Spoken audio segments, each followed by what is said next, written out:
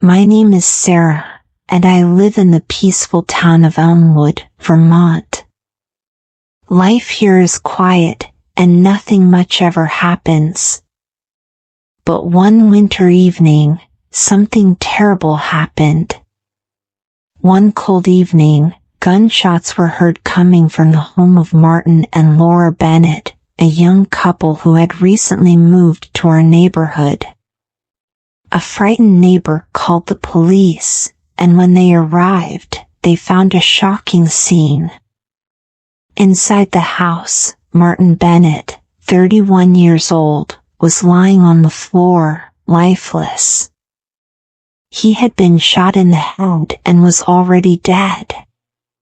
His wife, Laura, 29, was also found on the floor nearby. She was injured, with blood on her head and arms, and looked dazed. Despite her injuries, Laura managed to tell the police there was a robbery. Someone broke in and shot us. At first, the police believed her.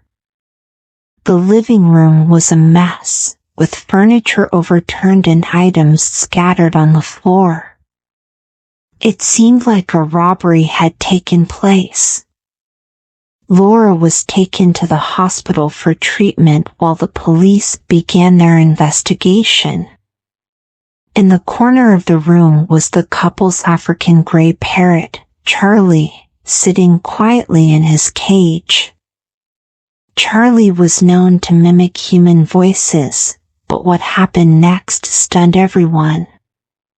As the officers examined the scene, Charlie suddenly spoke in a man's voice. He repeated, "Don't shoot. Please, don't shoot," over and over again. The police were taken aback. Could this parrot be repeating Martin's last words? It was chilling to think about. As the investigation continued, the police began to notice things that didn't make sense. For example, there were no signs of forced entry, and valuable items like jewelry and electronics were still in the house. It started to look like the robbery might have been staged. The police then started looking into Martin and Laura's relationship, and what they found was troubling. While they seemed like a happy couple, friends and neighbors revealed that they had been having problems.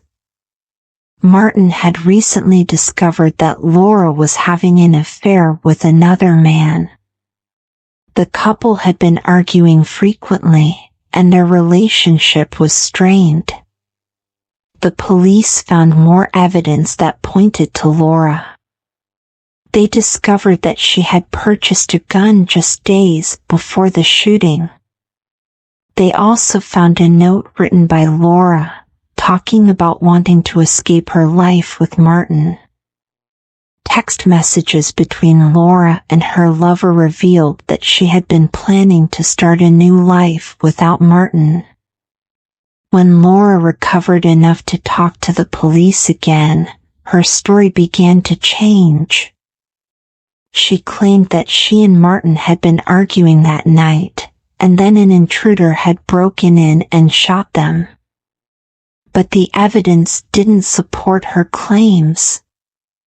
The robbery looked fake, and there was no sign of anyone else entering the house. The final piece of the puzzle was Charlie, the parrot. His repeated words, "Don't shoot.